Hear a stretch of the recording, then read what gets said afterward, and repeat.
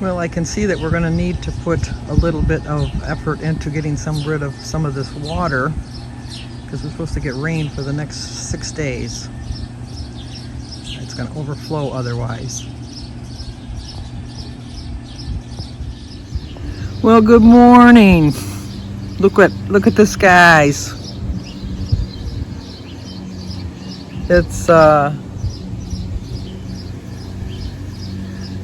not looking too good for my party today, does it?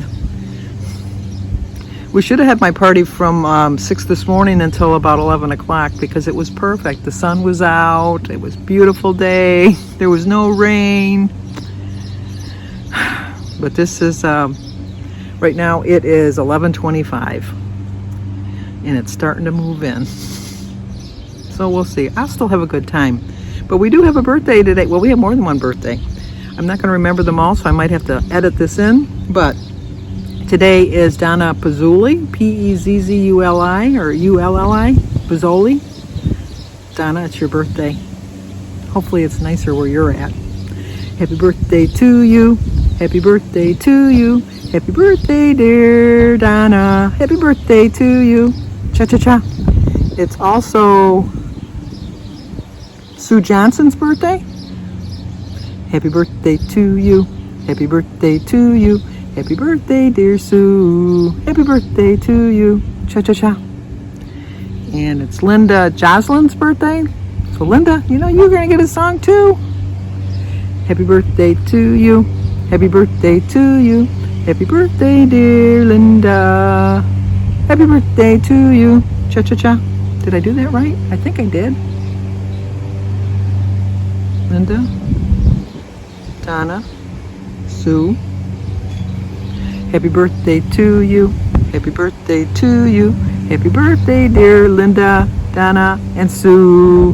Happy birthday to you. Cha-cha-cha. But we also have an anniversary. But Barbara, I sang to you the other day. I have you in my calendar twice. Barbara Runnels, it's your anniversary, but you didn't tell me either day who your significant other's name was. So you'll have to let them know. Happy anniversary, happy anniversary, happy anniversary, happy anniversary. Happy, happy, happy, happy, happy anniversary. Happy, happy, happy, happy, happy anniversary. Well, happy anniversary. Any other day, this would be the perfect day for me. Of course, I'm going to be inside anyhow. The lights are going to have to be on. So it's kind of like my perfect day. It really is. Unfortunately, everybody else has to celebrate my perfect day with me. They might not like that, but we'll see. Danny has a pretty big house, so I'm doing a separate video for the for my party, so that'll be up later on tonight. I wanted to get this one up really quick because I wanted to make sure I acknowledge birthdays and anniversaries. We're supposed to be at Danny's house at 2. The party starts at 3. We're just getting our pictures and stuff together that I was supposed to give to the kids when they were here on Thursday, and I forgot to give them to them so that people can have some pictures to look at. But you know, it's just the weather just should make or break the day, and the weather is not going to make or break the day. I am still going to have a good time. I am going to have a really good time. I know that, so I'm not worried about it. And maybe I can have somebody do car service. There we go. Have valet car service, and then they can park the cars for people and have an umbrella to escort them into the house like they're celebrities. Maybe I can talk David into doing that. Although I don't know too many people would be trusting their cars to somebody to go park them. But you never know. But you know, any day you can make any kind of a situation out of it. You can dread a day and then just make it miserable, or you can embrace the day and make it joyful, and that's my plan. I plan on embracing the day, making it a joyful day, having a very good time. Nothing's going to stop me from having a really good time, and celebrate my 50 years with Jim. Jim and I have been together 54 and a half years. We met on June 18th, 1967. It was a Wednesday. I remember that. And we've had our ups and downs, but we've had more ups than downs, I have to say. So I've shared this story before. A sign of Jim's true love for his family and just how special our love is for each other is when it was just after my father had passed away, 1984. My father passed away in 1983. In 1984, Jim had to go out of town to work because there was no work in Michigan. And for part of 1984, he went to Boston, or actually Foxborough, but close enough to Boston that my family in Boston was able to take care of him. Him and my brother went together, and they shared a room, and he was gone probably 9 months. And of course, they fed him, took care of him, did all of that good stuff for him. So he came home after 9 months. He worked in Michigan for maybe 6 weeks, and then the work dried up again. It was just a quick little job. So then he had to go out of town again, and he went to Philly. And he was in Philly for a whole year, and he never came home for the whole year. And they didn't have Zoom back then, and they didn't have the internet and all that. They didn't have FaceTime, so we would talk on the phone. And Jim would send money home every week when he got his paycheck. He would send home money to take care of his family. And when Jim left to go to Philly, he was close to 300 pounds. And Jim sent money home every week. You know, I cried the last time I told this story too. But, so, after a year, Jim was finally able to come home because there was work opening up all over Michigan, so there was no problem. He was going to have work. So we went to the airport to pick him up. The kids made little signs to hold up, you know, like they do for celebrities when they're getting off the plane.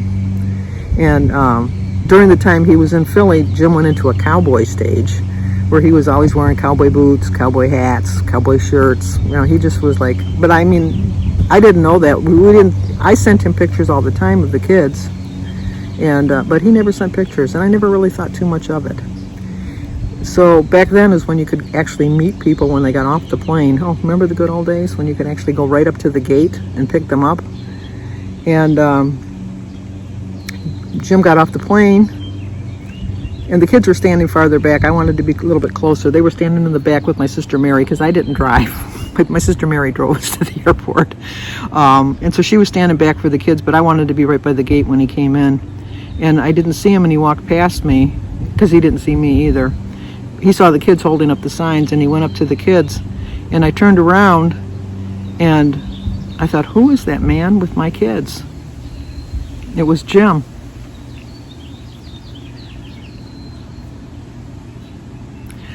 Jim didn't have enough money to take care of himself for the whole time he was there. He was only able to eat one meal a day because by the time he sent money home for the family, paid for his room and his gas to get to his jobs, and the minimal amount of food that he was going to eat, he didn't have any money. Jim weighed 175 pounds when he came home. I didn't even recognize him. I felt so bad because I thought, why didn't you say something? And then kind of like argued with him when we got home. I said, you know, some choice words. Why didn't you say something? I could have got us a little part-time job or something. I could have done something. My sister or my family would have taken care of the kids. I could have done that. And he says, my family is my first priority. He says, I needed to lose a little bit of weight anyhow. I thought, oh, Jim. If that doesn't say love for a family, I don't know what does. So, 50 years later, did I make a good choice? Yeah, I did. There were times in those 50 years when I questioned my choice, as I'm sure Jim questioned his choices too. But if you really love someone, it's not so much overlooking. It's not so much finding fault and stuff with people. I think it's more of kind of thinking about, is this serious enough that I'm going to overlook all the good things in my life to pinpoint on these few little aggravating circumstances? Because All marriages have their aggravating circumstances. If they say they don't, they're lying to you. You know, any couple, like when you see couples and they look, oh my gosh, I can't believe so-and-so's getting divorced. They just look so happy together.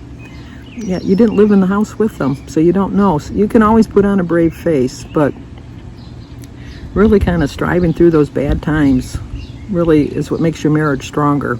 Sometimes it can happen, and sometimes it just doesn't happen. And that's through no fault of anyone. Like I said yesterday, you can truly, truly love somebody, and they can love you back. But sometimes you just can't overlook each other's faults. And that has nothing to do with love. That really doesn't have anything to do with love, in my opinion. It's just a matter of, you just have to spend your life being happy.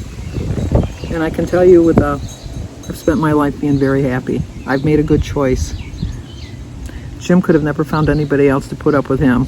And I don't think I could have found anybody else to put up with me. So we make a perfect couple. Anyway, well, hopefully I got everybody's birthdays right and their anniversary. Barbara, let me know which one is your true anniversary. And let me know who your significant other is, your hubby or your wife or whatever. Let me know so I can put that in my notes for next year. All right, the rain is a-coming. All right, I'll talk to you guys tomorrow. As always, like, comment, subscribe, share.